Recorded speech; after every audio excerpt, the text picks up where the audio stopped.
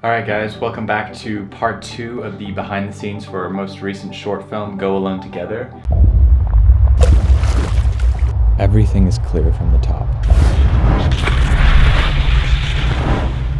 The difficult thing is knowing in which direction to start walking in when you're still at the bottom. If you haven't already seen part 1, make sure to check that out first. But otherwise, let's get straight into it. Because of the weather, we weren't actually able to film everything we wanted to, and my brother got really sick on the last day. He had a really high fever and wasn't able to come filming with me, so I was kind of stuck by myself and couldn't really film much because he was obviously the character. Because of this, we had to change the story somewhat. We had this whole idea of how to begin it and also how to end it, but this ended up changing. Once we got back from the trip, we realized that the ocean had actually frozen over because it had been so cold here in Copenhagen, and we thought this would be an amazing location to try and start the film, and because it really represented in a lot of ways the idea of being by yourself and being afraid to move in any direction. We went out location scouting and found the perfect place. It was this vast, huge portion of the ocean had frozen over, but it was beginning to crack, so it was these individual pieces of ice floating around all together, and they were thick enough that you could easily stand on them and move from piece to piece. Whoa. Maybe not that one. So we came back the next day ready to film, and it had almost all melted. So again, the weather and something out of our control happened that made us have to change the plan. We still managed to film something on the ice, but it wasn't exactly what we wanted to.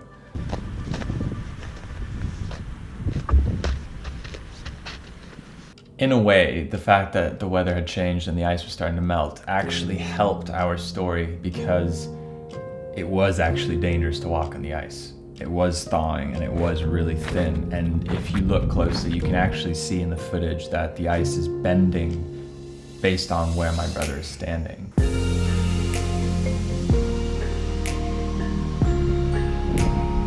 Oh, it was good we weren't out there for too long. It did make the experience a little bit more exciting because it was unsafe, and again we took the right safety precautions. We had rope ready, we had an ice axe that we were testing out to see how thick the ice was in different places.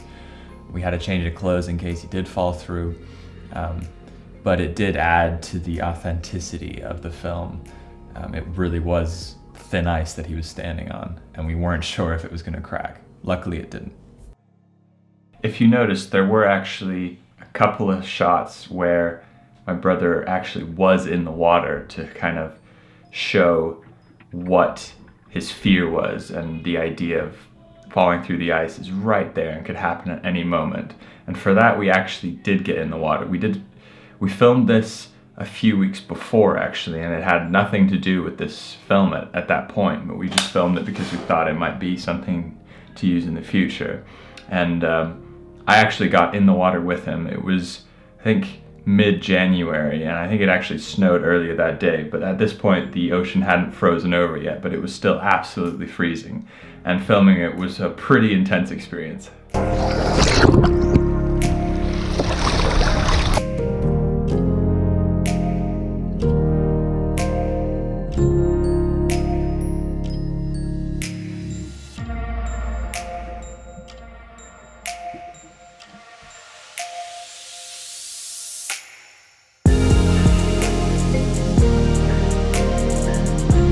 Going back to the backpacks we were carrying were super heavy. The one I had was basically just filled with metal. This is lenses, cameras, poles, tripod. It was basically solid metal, so it weighed close to 20 kilos.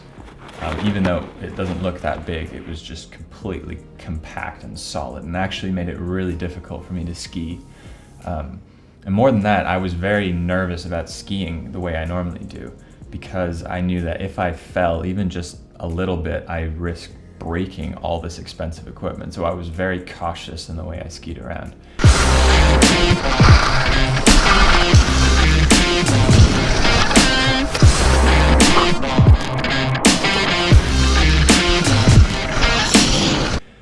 despite all that, and despite only falling once, which was basically just kind of sitting back once onto the slope, I managed to break 2 of the most expensive pieces of gear. We broke one of the drone legs, which actually severed one of the wires that is the GPS system for the drone, so we've had to send that off to repair. I also smashed the screen for the remote controller that controls the entire time-lapse system. So that thing was out of use already after the first day. So we only got to use that one day. We had big plans for doing these epic time-lapse shots, but we never got to because it broke on the first day. Because of the cold, minus 21 degrees Celsius on average. It was colder than that at some points. We brought with us pretty much every battery that we had for the Sony camera. I think we had 8 batteries with us. These batteries normally last at least an hour, but in this cold, they were being drained so quickly. So the batteries that we put in the beginning of the day said that they had 100%, but after about 20 minutes, they would already be dead. As the day progressed, the batteries got worse and worse, and at one point, I put in a full battery and it was dead within 5 minutes. The solution we came up with was using solar-powered batteries that we brought with us and allowed us to actually charge while we were filming. We partnered up with Goal Zero, a super cool company that sent us a couple of products, and it really made shooting a completely different experience because we were able to charge our batteries while we were filming in the terrain. So we would just, while we were filming something or when we were having lunch, we'd quickly set up the solar panels and plug in the batteries that we needed to charge, and then that allowed us to keep going and keep filming for the entire day. For us, the main thing was capturing the story. We really wanted to tell this story of going alone and climbing your own mountain because we feel like it's such an important message.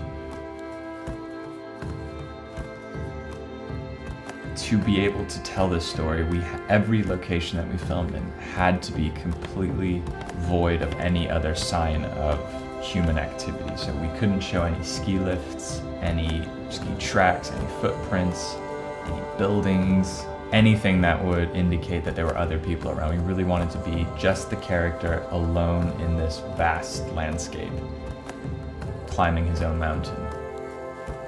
3 out of the 5 days, it was snowing and completely fogged over, and we only managed to get a couple of shots here and there. And really we went into this knowing that the plan that we had would have to change. There's no way that everything would line up perfectly, so we were very ready to adapt our plan.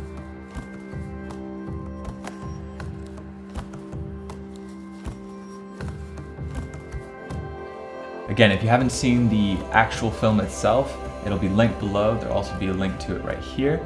Make sure to check it out, and we really hope you enjoy it because we had a lot of fun making it. We put a lot of hard work into it, so go check that out. And make sure to subscribe to this channel if you haven't done so already. Give this video a like if you want to see more behind the scenes type videos like this, because we're doing more shoots, more things are coming up, and we'd love to show you more if you're interested. All right, see you next time. Bye.